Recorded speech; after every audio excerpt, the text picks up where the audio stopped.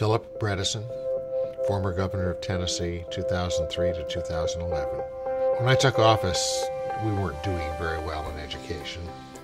There certainly were some bright spots, but across the state and against measures nationally, Tennessee was a laggard. Mike Edwards, president of the Knoxville Chamber. Well, the first thing we did was recognize there was a problem, and it sounds trite, but it's amazing how long we were in denial.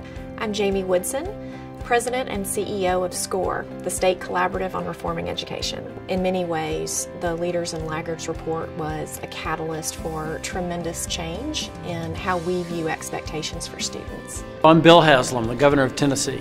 There's nothing that could be a bigger disservice to students and their families than misleading those families and those students about how well they're doing compared to the rest of the country and the rest of the world. The U.S. Chamber of Commerce rankings and giving us the F in the Truth in Advertising really was the key. We have not had a great history. We've ranked closer to the bottom of the 50 states than the top. All of those numbers were, one, outrageously bad, two, pretty much like all the others in the United States.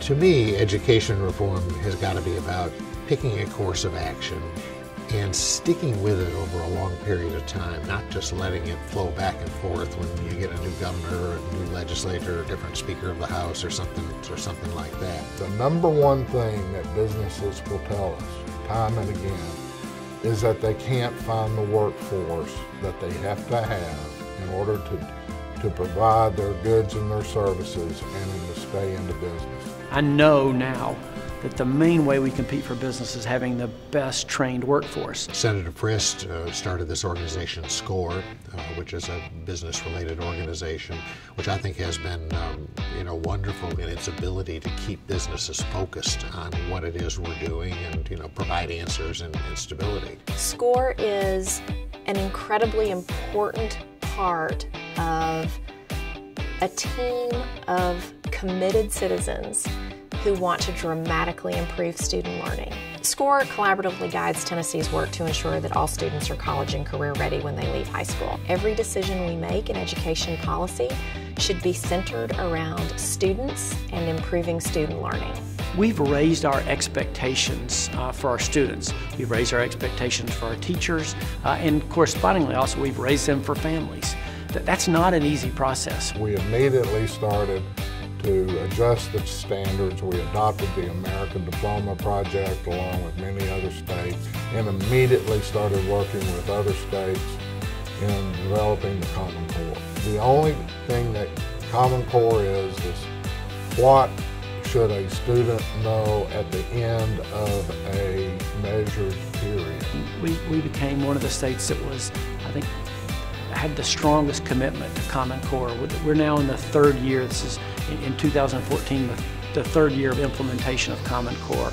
And the training of our teachers and the standardization of what the expectations would be of our students, I think has made a dramatic difference. The Common Core and the ability it has to let individual states still have the flexibility that they want to preserve when it comes to education, and yet have some defining, overarching notion of the skeleton of what an education in this country looks like, I think is a great move forward in education. We've aligned those higher standards, first through the Tennessee Diploma Project and later through Tennessee's Common Core state standards. We have sought to align those higher expectations to rigorous assessments that will help us know how our students are doing. This year, when the 2013 NAEP results were released, Tennessee showed the fastest improvement of any state in the nation. Our students made more progress over the last 2 years than students in any other state.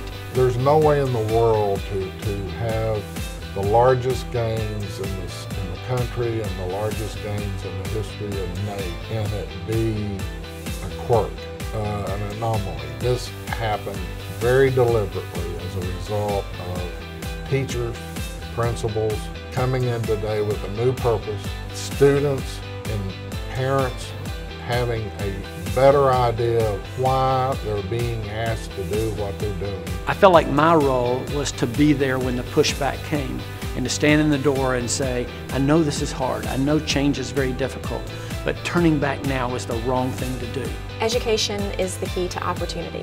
It's the key to individual freedom, and it's the key to incredible economic prosperity.